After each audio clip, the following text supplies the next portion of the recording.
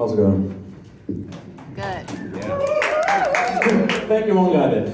First of all, I want to, just let everyone know the elephant in the room. I am an immigrant, so thank you for letting me here. I appreciate it. I also like being the token African in this room because I am from South Africa. I don't know if you could tell. I appreciate it. A lot of people may be confused because I look like a guy named Jeff from Alabama. And the reason I look like I do is because I was actually raised in the shade. At least that's what my mom told me. She also told me that she found me under a rock, so I don't know, she could be lying, I don't know. No, the real reason I exist is to help companies that want to seem diverse on paper, but are still kind of racist in person. Like Target. Oh, you'd be in there.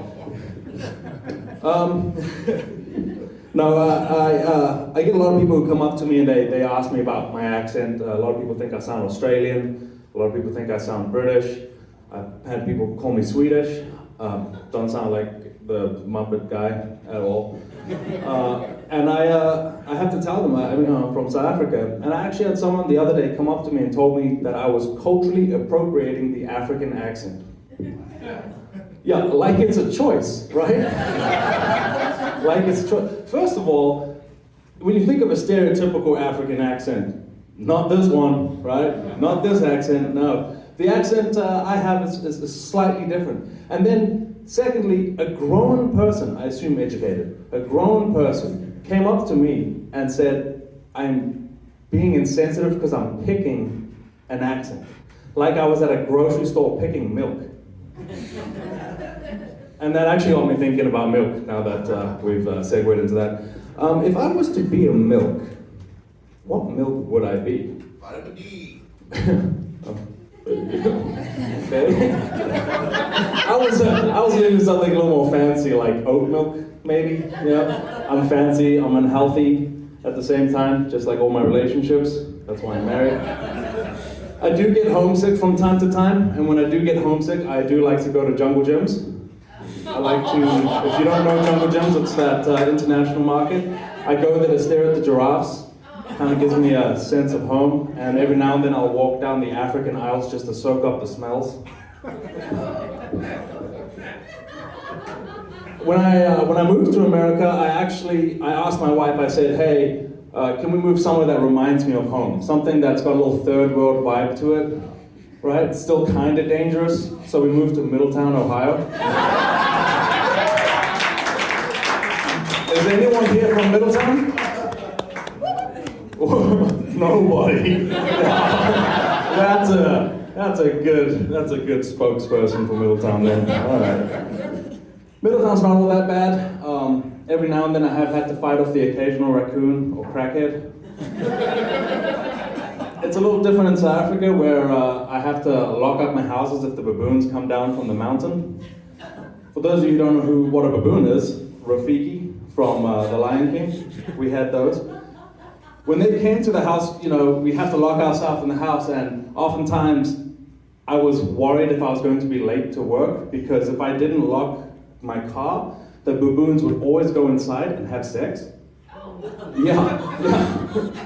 I had baboons baboinking every week in my car.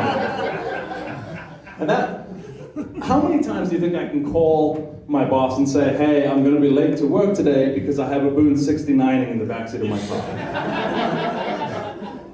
Not many times, tell you that much, not many times. That's not even the worst thing, right? That's not even the worst thing they did. The worst thing they would do is steal my oranges from my fucking tree, right? I never had the luxury of enjoying fresh squeezed orange juice because these baboons would do it. What's your name, sir? Tim?